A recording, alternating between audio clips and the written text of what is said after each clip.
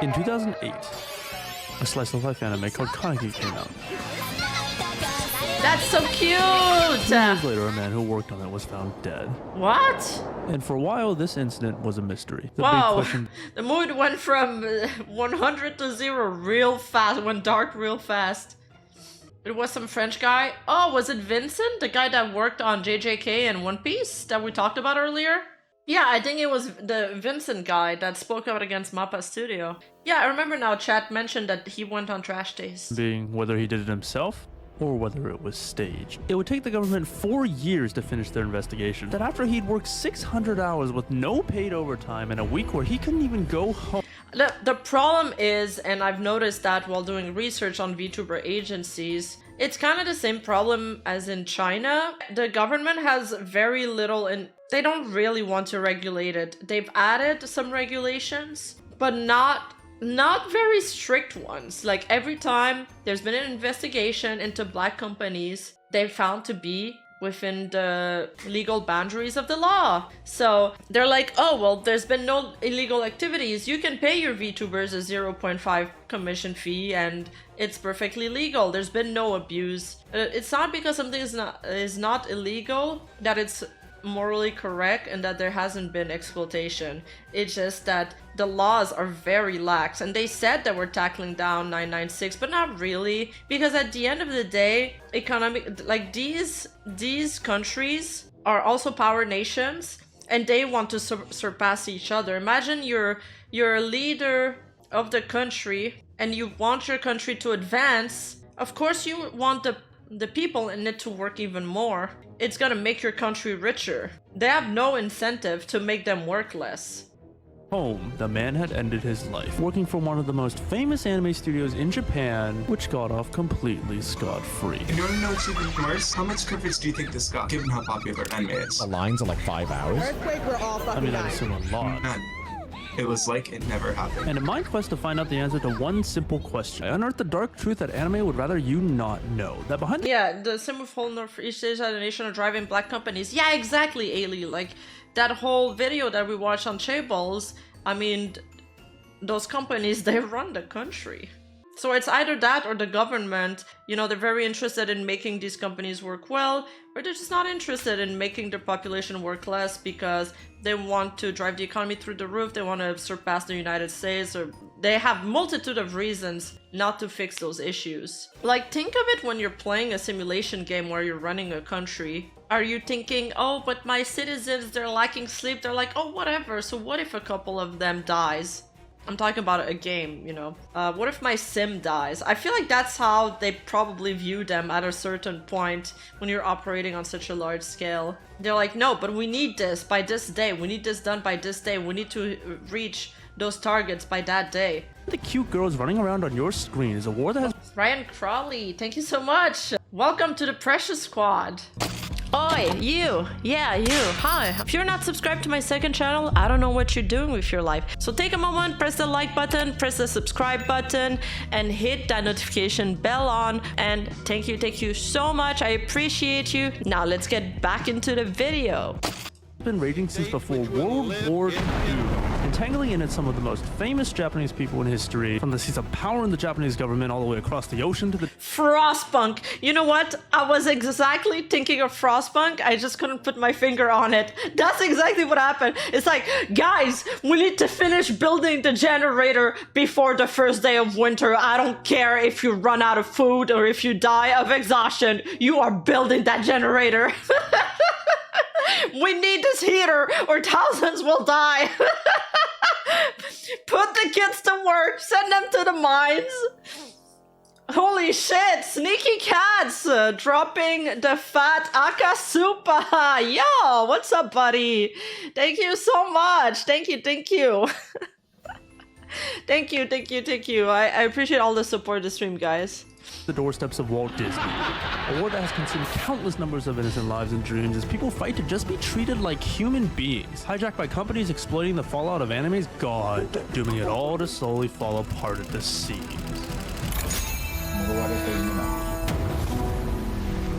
But the worst part is, you've been staring at the truth for years. It's just been one click away. In January 2019, a new horror anime was released, featuring a group of orphans being raised to slaughter. Whoa. The Promised Neverland quickly became the most popular of the season. Every man, I woman, haven't and seen child that. was talking about it. The story, the characters, the atmosphere, everything was phenomenal. So when The Promised Neverland Season 2 was announced in early 2021, anime fans expected nothing less than an epic sequel to the story that shook the winter of 2019. But that's not what they got. I just finished watching episode 6 of Promised Neverland season. Okay. You know how Moist Critical does those moist, how does he call it, the moist meter reviews? I want to do that on my channel too. I kind of did something similar for the JJK movie, and I guess I'll build that up slowly. I don't know, I don't think people are interested in my television movie takes yet, but I will force it upon them. I watch so much TV shows. I watch so much shit, there's no reason for me not to talk about it. So I'm gonna start doing the Rima version of the moist meters. Season 2, and it is The most horse meter. abominable, putrid pile of dog shit I've ever The seen. second season in of an The anime. Promised Neverland was The yay or nay scale. The clopometer. bad. We need to find a good name for Really it, guys. bad. And what happened to that second season quickly became one of the biggest mysteries of 2021. How did such a How is it so bad if all they have to do is follow a pre-established story, like a manga? popular Stable series takes. suddenly turned into such a dumpster fire? Was the animation studio just inept? Was it higher up corporate pressure? Was the manga artist pulling the strings? Nobody knew, and virtually nothing was said about it. Overshadowed by the other two series Studio Cloverworks made in 2021, The Promised Neverland Season 2 was seemingly thrown out the window as if the entire series was a failure. As if the first season wasn't a mega popular success. As if the studio was in debt or something. 妹がモグラみたいになってしまう As fans were finishing up Yeah, Demon Slayer, one thing about Mappa Studio is that like they've been really good with fast turnarounds and people go to them with like emergency animes that they need out like in just a couple months, and Mappa is like, yeah, we can do it. We have the resources to do it. And then they squeeze them.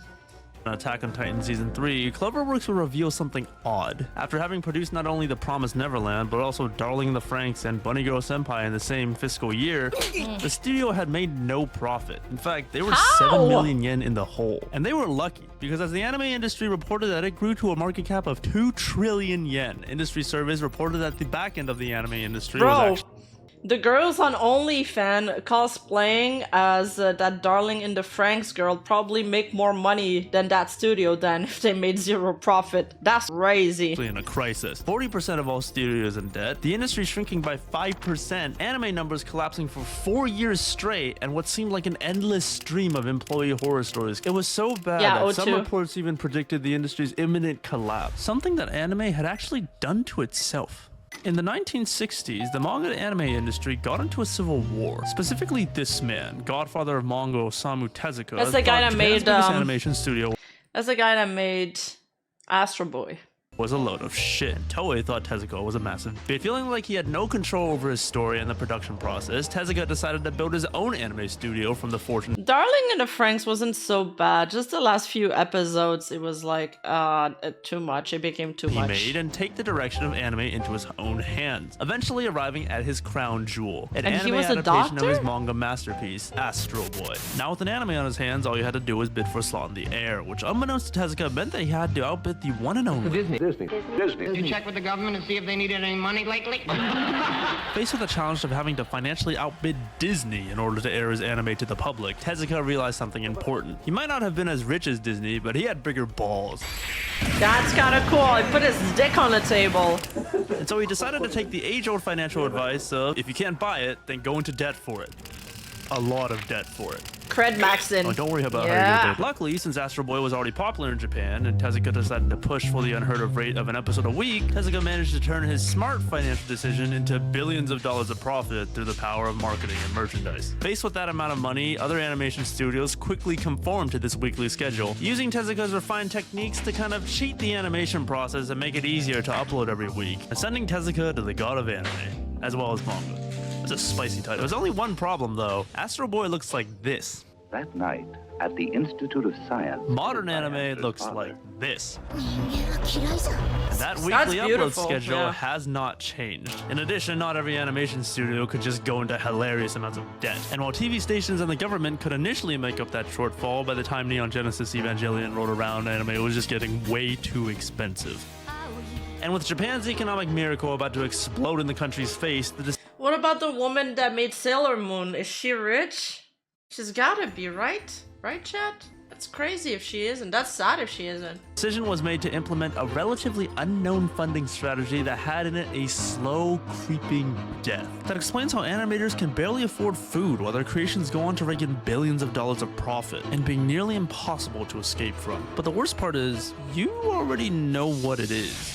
K-On! Is a slice of life anime involving a group of high school girls who make a band called the Sakurako K-On! It's a pretty cute show, but when I watched it for the first time, I found something really off. She was rich before Sailor Moon? She's married to the creator of Hunter x Hunter. Yeah, we were talking about that the other day in my members channel in voice call. She became even richer after Sailor Moon. Was she married? Was she rich because she married the author of Hunter x Hunter? Or it's kind of cute that they're two mangakas and they're married together. And apparently he refuses. She's starting to help him. She helped him a little bit with Hunter x Hunter, but he's very controlling about his art, so he wants to do everything himself. They have a funny dynamic, I guess. Besides the fact that Mio overrated Ritsu best girl, in the opening of every episode, an inexplicable blurb of text would appear on screen without fail that made me question my sanity. Here, see if you can spot it. There. The show about the fictional Sakurako K-On! Was produced by the Sakurako K-On!, and once I saw that, it was like the floodgates had opened. Nier Automata, Land of the Lustrous, Anohana, even the Promised Neverland. Nearly every single anime had this weird little text at the end, and then some just didn't include it. And with how anime credits are structured, the most important people came at the end. So what was more important than the animation studio, the anime director, and even the original author? Remember when I brought up Astro Boy and Chainsaw Man? Well, let me ask you something. What's the actual difference between these two anyways? More colors? More details? More frames? Good stuff? I mean, okay, this picture probably took longer to draw. A lot more animation frames. studios made up of artists? Just throw a few on there and it would take like an hour, right? It can't be that hard. Oh my god. That's where the problem is. Not only is there like a million frames in a single anime episode, there's 2D art, 3D art, special effects, voice actors, music, people who plan, stage, direct, script write, edit, Honestly, manage the whole operation. I thought the 2D art scenes and stuff like that were there because they took shorter amount of time to make. But maybe not. Maybe it's just more complex. Whether it's so employees know what's going on or keeping character models consistent so a character doesn't suddenly become a different race the next time you see them, the anime production process is ginormous. So with all these people running around and busting their asses to make your favorite anime, let me ask you a question. Who's gonna pay all of it? 7% here, a loss of 37 points or so. Apple shares are just getting hammered. Making anime is like entering the stock market. Freaked out, waiting to see how low. This is the part that I didn't totally understand the first time around I watched this documentary, and he's gonna explain here why it's not profitable. When you buy a company's stock, you're technically buying an ownership in the company, which means that you technically have power over what the company does. But come on, what are you gonna do with your 0.1 shares of Apple? And we all know due diligence is a myth. Now, okay, forget about all that bullshit. What's the real reason you invest in the stock market? Money. And that, my friends, is what Neon Genesis Evangelion did to anime. It turned the I demand a direct phone call from Yago himself with my 1% share. The stock market. Which means that, yeah, a few girls and a guy with mental health issues have made it so that you could own a portion of your favorite anime and even make money off of it if it does well. Isn't that great? I lied. You can't. Because the only people allowed to enter the anime market are people who can pull a Tezuka and spin an anime into $1 billion of profit, which nowadays means you have to be a corporation. And with each anime being infinitely more complicated than the last, and production values skyrocketing with little to stop them, more and more bigger and bigger corporations are being called on to invest in the anime that you watch. Which means all these companies are fighting over how they want the anime to go, making the entire process an expensive bureaucratic nightmare. But wait, hold up a second. If production values are going up, then why are 40% of all anime studios in debt? Shouldn't the production committee raise enough money to cover the wages and the production? Well, let me introduce you to one man. Justice once. PewDiePie. PewDiePie? You remember that time Felix was waging a sub battle against T-Series? Well, number-wise, he lost. Spoiler alert. But does anyone actually care? It wasn't like after the dust settled, everyone thought he was a massive loser and unsubscribed. This, incidentally, is how Japanese companies work. Replace a few labels on the graph, and suddenly you have Japanese inter-corporate culture, or something like that. Since production committees are made up of companies coming from various industries, if two companies come from the same industry, say body pillows, there will inevitably be one company that outsells the other, aka a winner and a loser. Actually, it should be the other way around. And Japanese companies really don't like being the loser. So much to the point that there will only be one company per industry on the production committee, severely limiting the amount of money that can go into anime production because companies have budgets. And okay, you know what? Let's just get someone in the industry to explain it instead. それが2000万円だったとしたら2000万円しかできない。でも権利は絶対に Say they want to invest $200,000, but they absolutely want 10% of the rights. 欲しい。となると2000円が 10%. In that case, it set the maximum budget for the anime at $2 million. Okay, Japanese companies suck, but what about foreign ones? Surely some big international company has looked at this Like and realized it Netflix. might make them some money, right? Well, no, not really, because anime is a stock, and in stocks, money is control. So to prevent some random-ass company from essentially buying out their anime, the production committee will take that foreign investment meant for one anime and instead of put it into 100, screwing literally every party over just to maintain their majority control. それは何かっていうと談合状態 And what can the people who Collusion. draw the anime do about this?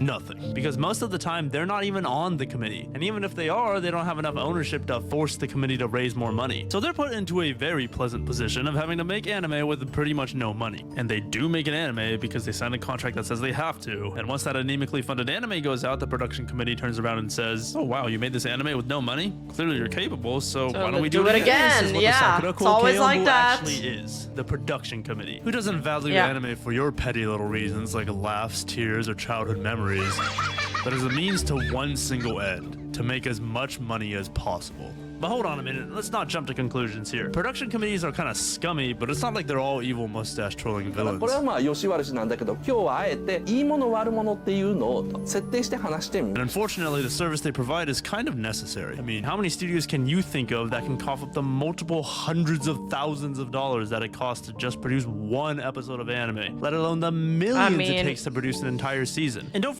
I mean, Hollywood studios do it all the time, though. They're not made of multiple comedies. They've accumulated that wealth so they can do these investments, can't they?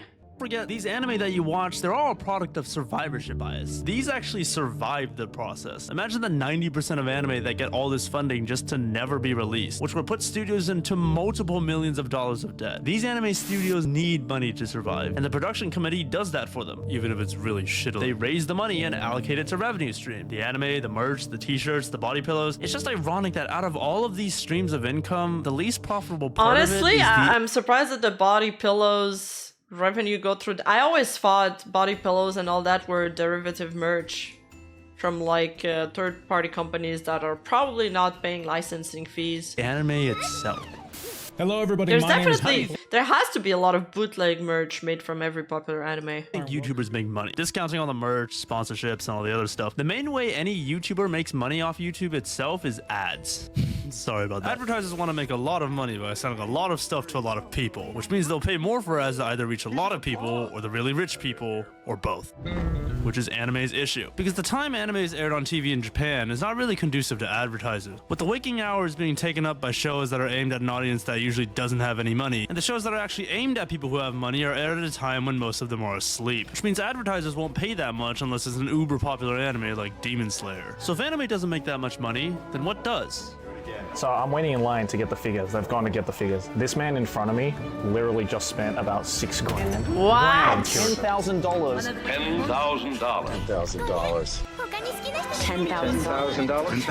$10,000. $10,000. Just like how Tezuka put his bets on the power of otaku, so $10,000 in anime figures. Yeah, I was looking at some Jujutsu Kaisen anime figures, and they're really cool ones. Like one of them that I wanted to add to my, it was $1,000 for one figurine. Like holy shit! I mean, it was beautiful, but god damn! I'm telling you right now, not all YouTubers are filthy rich, Adam. The guys from Trash Taste are very successful. So do modern production committees, who invest the majority of If they're spending 10K on anime figurines for a video, they're probably making a lot more than that in return.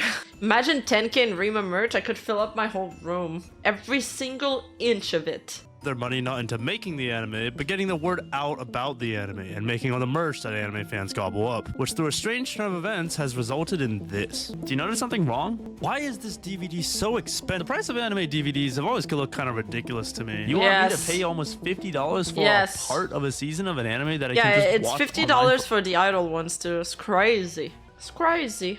And everybody's just used to watching these for free now with streaming services. But it's a collector's item. I think I'd rather have a figurine than a DVD box set though. For free? I mean, through verified online streaming sites? And beyond that, people don't buy DVDs anymore. Right? Sweet, because I have a lot. I have a few hundred. Well, as it turns out, people still do. And in fact, anime DVDs are like this MacBook Pro stand, a luxury item, overpriced because the profit made from the people buying is enough to outweigh all the lost profit from the people who don't. In fact, in the good old days, anime DVDs used to make so much profit that it's propped up entire studios before.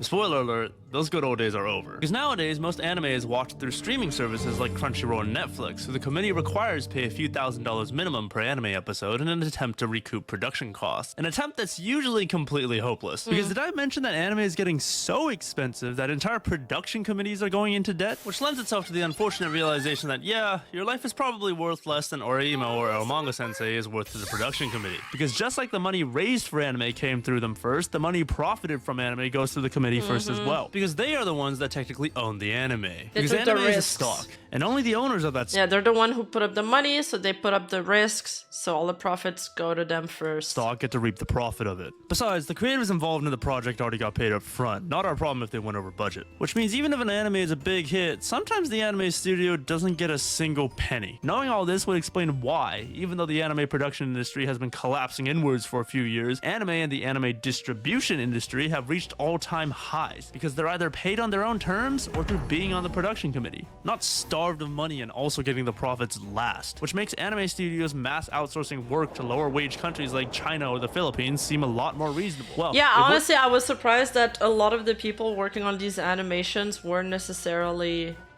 Japanese locals. They were outsourced. Like when I did my research about MAPPA, there was people with Italian flags, there was people all over the world working on it. Would be more reasonable if it made everyone's life easier, but it doesn't, because now with workers spread out and all over, that's another issue too, and that's an issue we encountered while doing my lore video. Freelance artists are not usually very reliable. They're just not very reliable. They don't really follow the deadlines and stuff. It's very hard to coordinate all of them.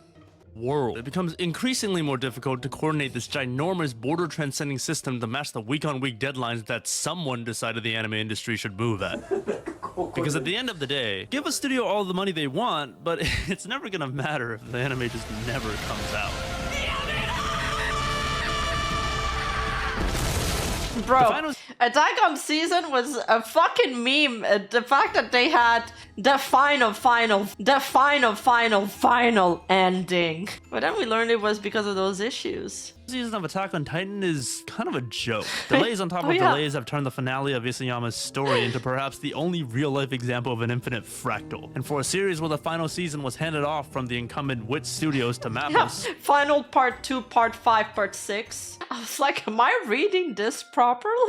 Wit Studios' intention for season 3 was to release the 22 episodes in one run. Just like in season 1, they hired the extra talent to avoid falling behind, but still wasn't enough. They had a lot of ongoing project at the time, and the Attack on Season 2 recap movie. In addition, after the huge gap between the first and second season, no one wanted to wait for long, so they agreed to do a 2018 release date. To sum it up, inevitable production problems forced them to an unexpected split of season 3 into 2 parts, one in 2008 and the other in 2019. Wit Studio earned themselves fame for complicated productions, delays, and losing the series to MAPPA. MAPPA is just there to pick up the failures of the other studios. They're like, don't worry guys, we've got an army of slaves, animators, to make your series come alive in the deadlines, in those impossible deadlines you're asking us of. I get wanting to release a series, strike while the iron is hot, while the hype is out. I get that, especially if you think you're gonna be able to sell more products out of it. But why do we need like a movie and 10,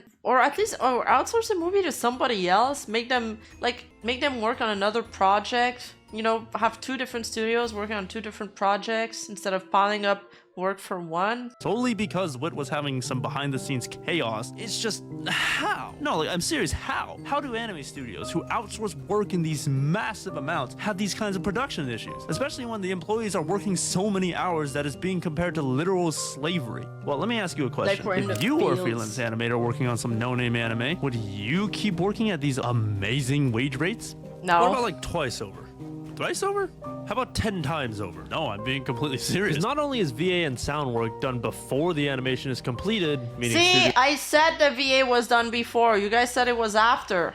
studios have to rush out a rough draft for the VAs before then going back and then remaking everything for real. If you look closer at the production system chart that was somehow legibly translated from a 240p picture, you realize that the vast majority of the blocks here are literally just checking if things are done right and then redoing them over and over again, which, even though it works, pisses off literally everyone involved in making an anime. Whether it's the higher-ups, the entry-level workers, the production committee, or even the audience, forced to watch as the system hemorrhages time away as it's stuck looping the same track over and over and over again, creating an uncontrollable crisis that forces more and more employees to work longer and longer hours to make up for all the time wasted away. Okay, their system just seems inefficient.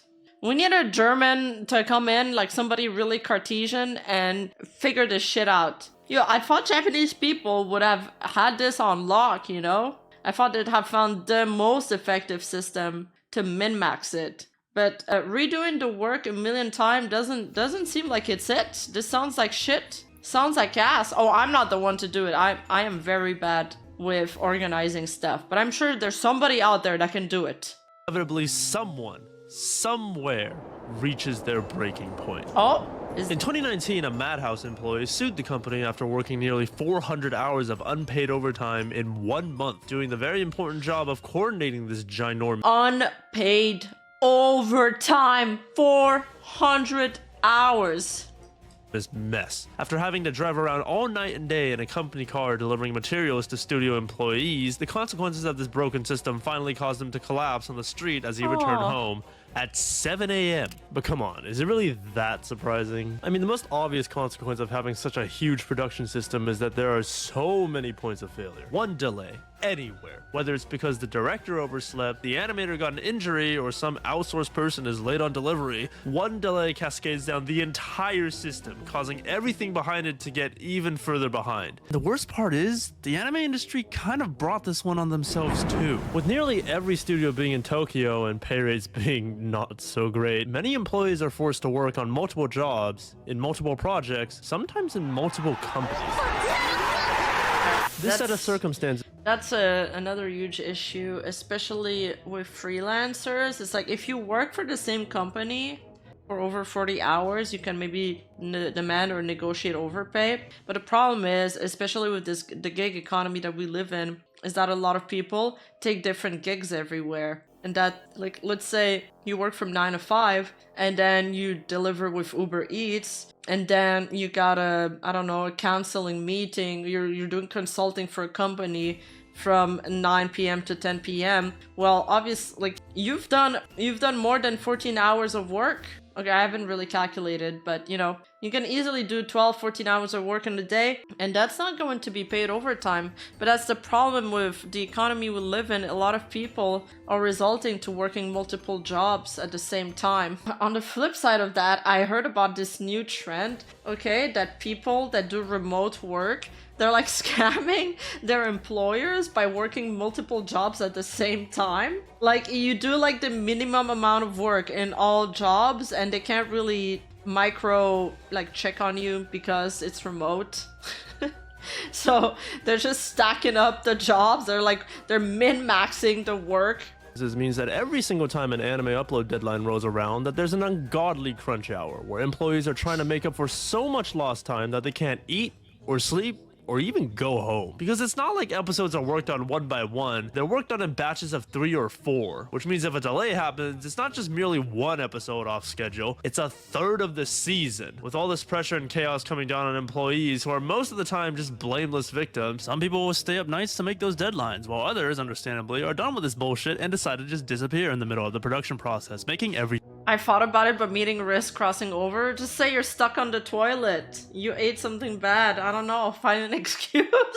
Thing worse. And almost all of them will wish that this system was different. That they, the government, or something will come in and fix this abomination of a system that exploits their passions and dreams to basically voluntarily enslave them.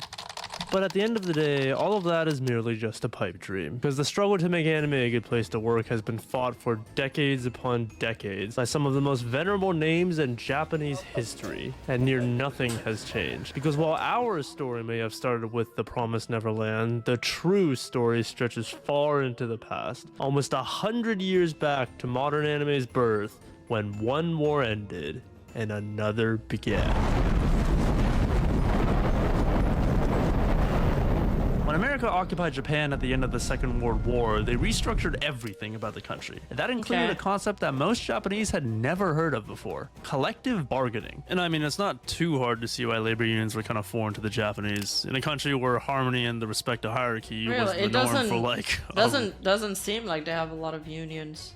Lot of years. A ragtag group of subordinate employees getting together and demanding something from their boss was something people just would not do. Inevitably though, the concept began... Lol, what the fuck? Go back to work. That's what I tell my mods. When shit, I wasn't supposed to say that out loud. And to see adoption. And in 1961, anime's first labor union was formed, the Toei Animation Labor Union.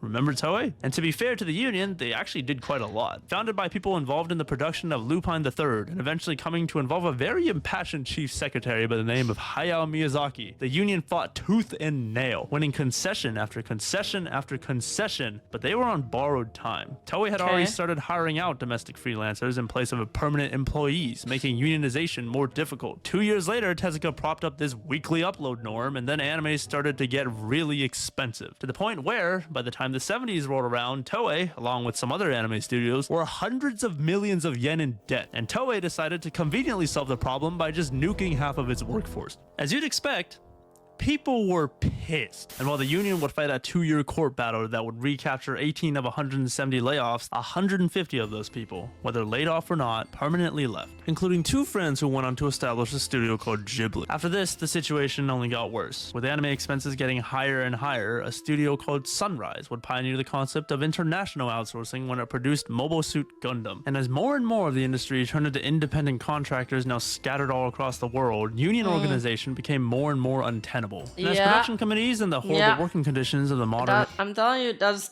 the problem with freelancing. And freelancing, it's become a bigger and bigger workforce, but there's like very little regulations for it. There's little subsidies from government. It's kind of like, well, you want it to be your own boss, so good luck out there. Anime industry began to solidify, the first generation of animators decided to try one more time to save what they loved so dearly, aimed at appealing the one actor that had more power than the companies did: the government. And to be clear, J-Anika, a union founded by old people like Toyo Ashida and Satoshi Kon, was initially just aiming for guaranteeing retirement benefits, nothing more. But as the years rolled on and the working conditions of the anime industry were leaked to the Japanese public, the union gathered more and more members that weren't as old, and eventually became the spearhead of the anime unionization effort, winning a number of things it set out to do, including getting the support of the government of Japan. Unfortunately, that government didn't stay in power for long, and Janika's proposals were cancelled, being cited as a waste of taxpayers' money. And while Janika would continue its efforts valiantly, it had reached its peak. Infighting and an unsupportive government doomed any future efforts. The union's last stand would come with a project that translates to anime's future. Proposed to the Department of Cultural Affairs, the entire project's premise was that if you paid people more people would want to come and work. Come on, guys. Really? But for one reason or another, Anime Mirai didn't prove to be successful enough to continue, and the entire program was given to the Japanese Animation Association, a group of 38 of the biggest animation companies in Japan, who coincidentally decided to switch the premise of the program. The anime industry now reaching 90 years old, and Janika's original founder now dead, most of the old guard took their leave. With nothing to show but blood and defeat in a war that lasted nearly a century, the men and women that had built and fought for anime, their love, their life, their legacy.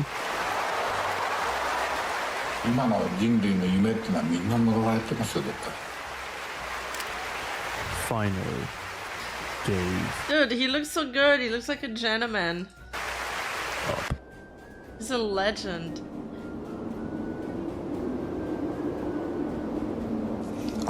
Miyazaki.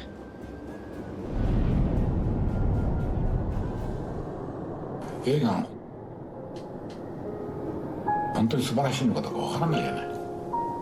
Is it even worthwhile anymore? 全部私だけじゃない。あーやこれ好き。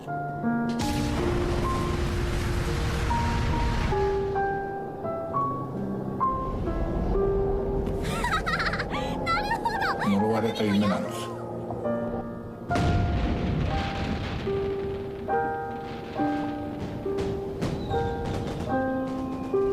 本当にきちんと考えたら映画が好きだってのはただのそういう趣味でしょうっていう。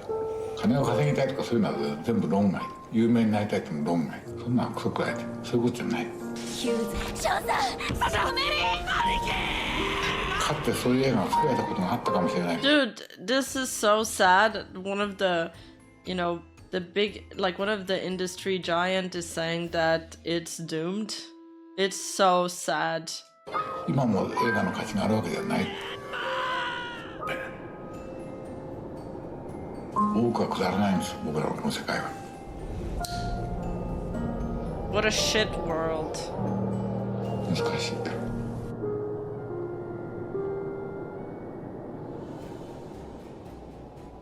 I'm gonna be honest with you, this next part of the video is kind of dangerous. Dangerous because, well, the anime we know and love is gone. Because it's not just some girls running around on a screen anymore. It's a $28 billion system that controls hundreds of thousands of real lives and whose influence has reached hundreds of millions more. So when we talk about fixing it, we're talking about fighting politics, multi-billion-dollar companies, and centuries-old traditions, which, I mean, at the end of the day, that just sounds like we're gonna need a lot more people.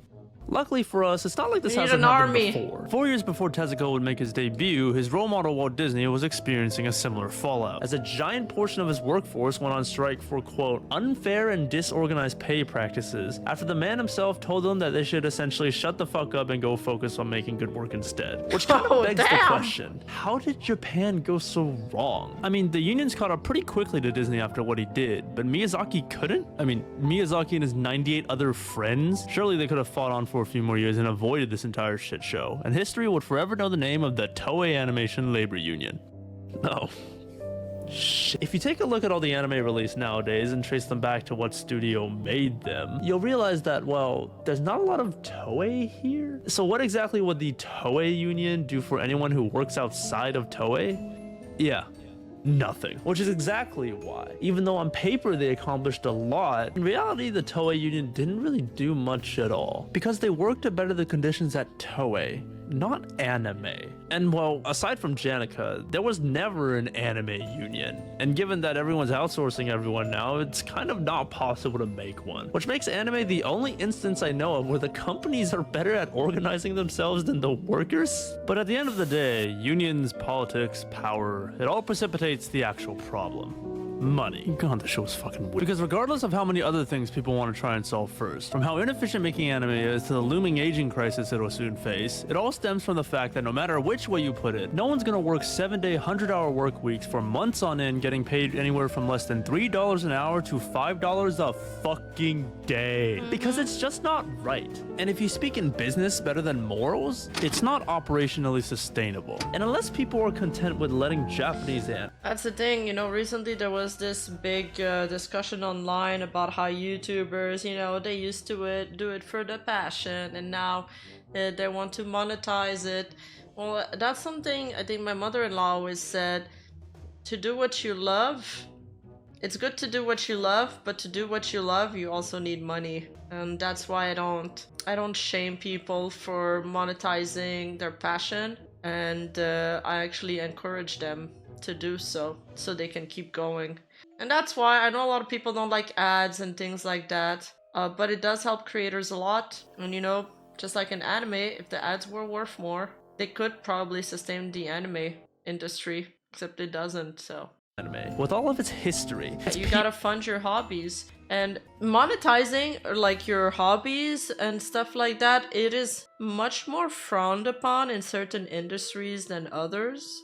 I've noticed it seems very frowned upon in VTubing. I watch sometimes some like fashion creators on the side of YouTube, and the culture there is completely different. You know, people are proud when the creators that they watch get that bag. Meanwhile, people just groan. Like, they're like, ugh, a sponsor here. And it's like, dude, I followed this girl, this one YouTuber. She has 2 sponsors per YouTube video. 2 back to back. And I look at the comments and no one ever says anything. Actually, they're just happy for her. So, you know, there's a change in mentality. And I've spoken to a lot of content creators in VTubing, and it's like a lot of them are ashamed of even putting like ad rolls in their videos, which is insane to me.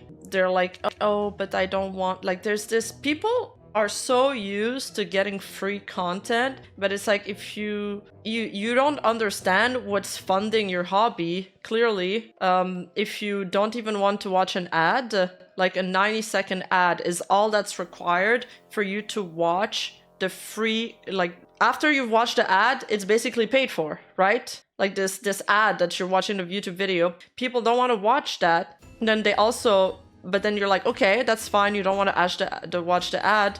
Do you want to pay a subscription fee then? No, they don't want to pay a subscription fee either. Well, nothing is free in this world. Nothing. And I get it. You know, ads are annoying. It sucks. There's ad everywhere now. But at the same time, between, you know, paying $10, $12 for a subscription fee or watching an ad, you gotta choose. For me, I'd rather pay a subscription fee because I don't want to watch the ad, but it's one or the other. There's no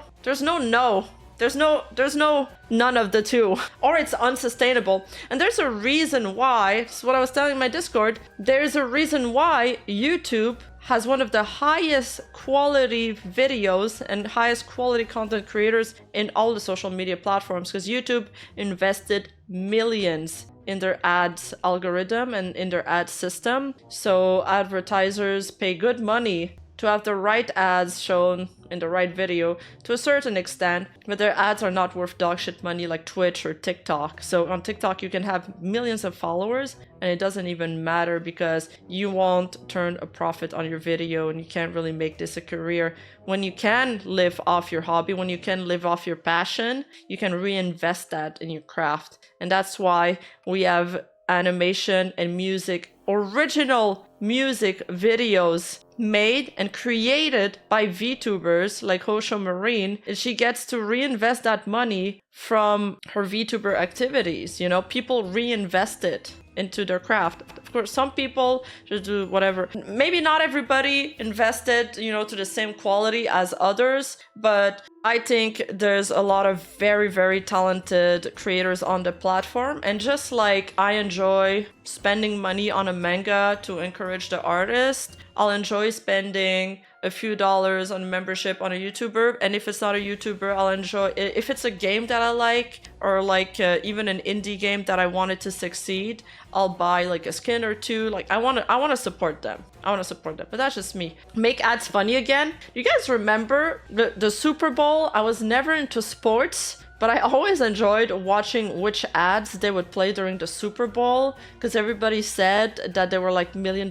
ad segments. Yeah, I feel like, I mean, there's some ads that are more interesting than others. A lot of ads sometimes are very scripted. It shows that they're done by marketing agencies. There's a whole discussion about the ads that need to be done, but yeah. I love Angry Neeson ad from Clash of Clans. The ads that I hate, this is a little bit of a tangent, is when it's like when they pay YouTubers to promote, how can I explain it? It's like this TikTok ad format. Let's say it's an ad for a restaurant, and then they'll pay an influencer to be like, hey, me and my friend went to this restaurant, they served this drink, it was really good, blah, blah, blah. I hated that. Ads are fine. I should make 1 minute ad segments with multiple ads, maybe 2 or 3 ads per segment, and have several segments per video. I think they do. I think they limit the amount of ads one can get in a video, but it is a vague algorithm. The only thing worse than YouTube ads are Twitch ads. Dude, the Prime Video ads are really AIDS. The thing is, I don't know what's worst. The new subscription service, cable, well, not cable, like TV that we have, or the old one where we used to watch ads and watch whatever was on TV. But now with Prime, like now we're used to not watching ads anymore, and now they're bringing them back.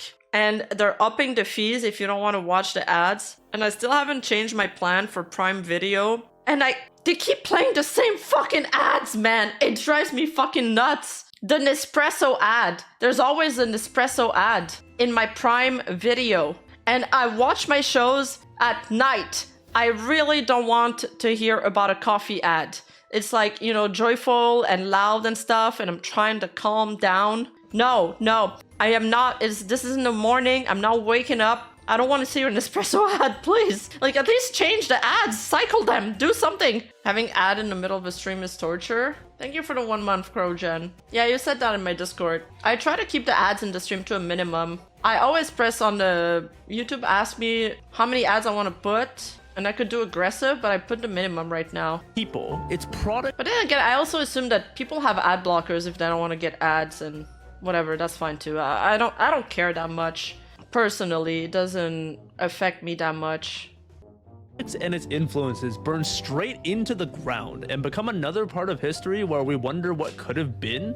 Nothing's going to change. Which means that, well, the fate of anime is really up to the people that watch it. Us, to decide whether or not we're okay with the way history is going. Not knowing that behind every opening we skip, every filler episode we see, it's a season we lament. The people who made what changed so many of our lives continue to fight, to share their dreams with us, to share their stories with us, to share their anime with us.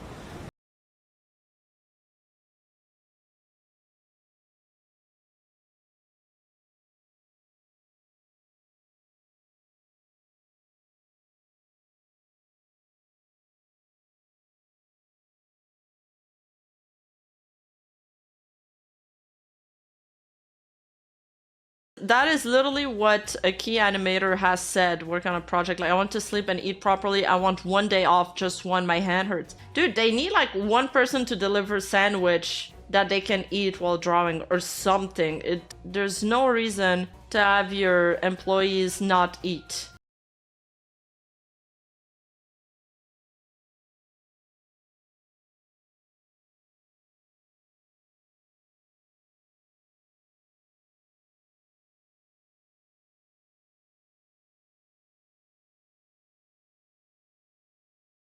The anime industry to die. At least I console myself, because in the other video they said that mangas were actually like way more profitable than anime. So even if anime dies, I think we're still gonna have mangas.